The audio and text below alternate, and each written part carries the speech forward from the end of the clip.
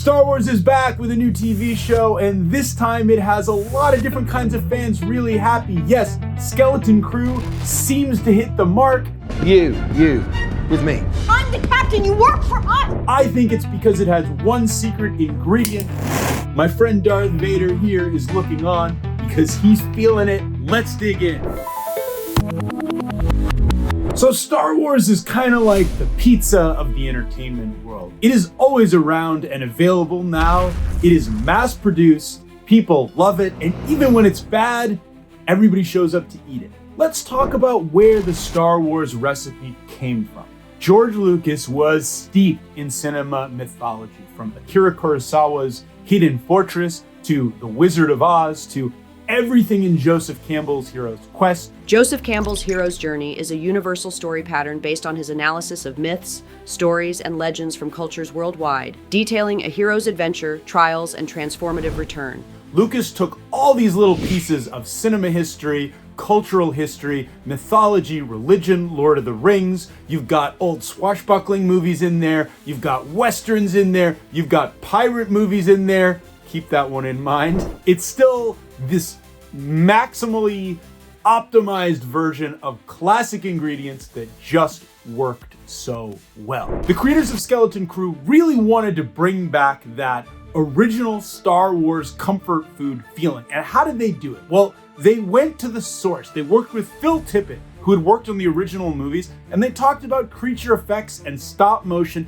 and they even brought back some of the masks. For example, think about this Wolfman pirate villain.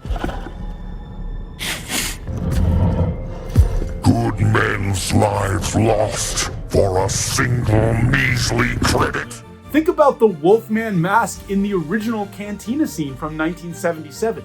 Even Lucas himself, when he did the 90s special edition re-release, removed the mask because he felt it was like a little too silly. But Skeleton Crew leans all the way into stuff like that. Spielbergian 80s Amblin vibes are absolutely a key element. Amblin Vibes refers to a nostalgic storytelling style characterized by wonder, adventure, and heartfelt themes, often centered on childhood, friendship, and discovery, typically set in suburban or fantastical environments. These are things that bring back the feeling of that era of movie making, a little bit of the fun pirate antics, stuff that just has that feeling that feels familiar. So what is it again that Skeleton Crew has finally tapped into that's so reminiscent of the original Star Wars recipe?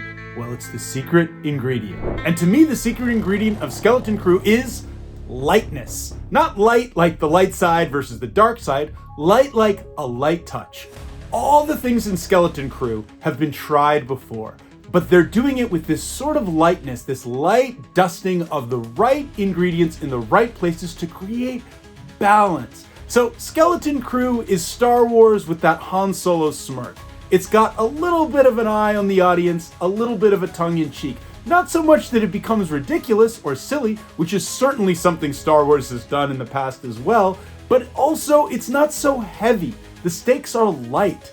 It's about kids trying to get away from doing their homework, kind of, and they get lost and they're in trouble and they're with pirates. And there's just this constant wink to the audience that this is supposed to be fun and adventurous. And it's not the fate of the galaxy hanging in the balance. It's not the legacy of good versus evil. It's not all the weight of everything. It's light. And I think that is the key aspect that makes it fun, but not so silly that people can't enjoy it on a serious level. Oh. So let's taste the dish, the strengths, the weaknesses, what's working, what's not, and what's the verdict. Well, it's really hard to give a final verdict to something that literally just started and there's only a few episodes of it. But to date, so far, this thing tastes pretty damn good. Why? Because all those ingredients are coming together in the right way. There is lightness and balance. It is a fun adventure. It is thrilling. It is a little scary. It is a little silly. It is a little funny. It is a little goofy. And it is very, very Star Wars. All those things come together to make this feel like a Star Wars show that captures the original vibes that everybody loved. Weaknesses, well, let's be honest. They're leaning pretty hard into this pirate thing. And at times, that loses that light touch and it becomes a little heavy. It's things like the guys looking through the pirate scopes, or maybe pulling a pirate hat out of a pirate's cabin that has maps in it, that has all this stuff that's like, we've never seen this in Star Wars before. When did Star Wars become literally Treasure Island or Pirates of the Caribbean? I don't know, but look, I'll forgive it for now because it's part of a general thing that's working really well and it's keeping it fun. And I think they're probably gonna lighten their touch, but who knows? We'll keep an eye on it. Obviously, we'll keep watching. I'm sure you will too. My final verdict at this time that is not final is that it tastes very good. This is not your gourmet slice of pizza. It's not costing you an arm and a leg. It doesn't have any crazy ingredients, but it's also not some cheap thing that you could get anywhere off the corner that's not special and is gonna make you feel sick later. This is a really good, nostalgic slice, just like you used to have in the old days on the street corner in New York, and you wanna have more because it hits the spot. One more for you? Oh, I'm okay. No talking to me, sir. That'll be 2 decks. Okay, recommendations. Obviously, Treasure Island, which is a Disney movie from the 50s, is a great one to go to. It actually features a performance as Long John Silver that originated the pirate voice that we all know and love today. Stand by for trouble. Hardly worth dividing, is it, George? There's also other Disney movies like this, like Swiss Family Robinson. It's about a family, it's about kids, they're fighting pirates, they're on an island. It's a little old, but it's got very much the same vibes. You could also go right to the Amblin stuff. There's a lot of Spielberg movies, there's the Richard Donner movies like Goonies, and you could also go to the original Star Wars, which I assume if you're watching this now still, you've seen a bajillion times, so you don't need any more of that. Oh. Did you know that Disney officially acquired Lucasfilm on October 30th, 2012 for approximately $4.05 billion in cash and stock? This purchase included the rights to the Star Wars and Indiana Jones franchises. So what do you think? Do you think Skeleton Crew hits the spot as a nostalgic slice of Star Wars pie? Do you wish it was a little more serious, a little more Andor? Do you not want stuff that targets kids in quite the same way, that's family fun? Wait! Stop the trap!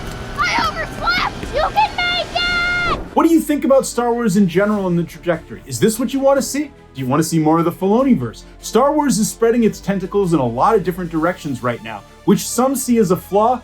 I kind of think it's interesting because it might give more people more kinds of Star Wars that they enjoy. And as big as Disney and Star Wars are, that seems like the ultimate win to me. But I'm curious to hear from all of you. Please remember to like, rate, and subscribe. Leave a comment. Let us know what you think.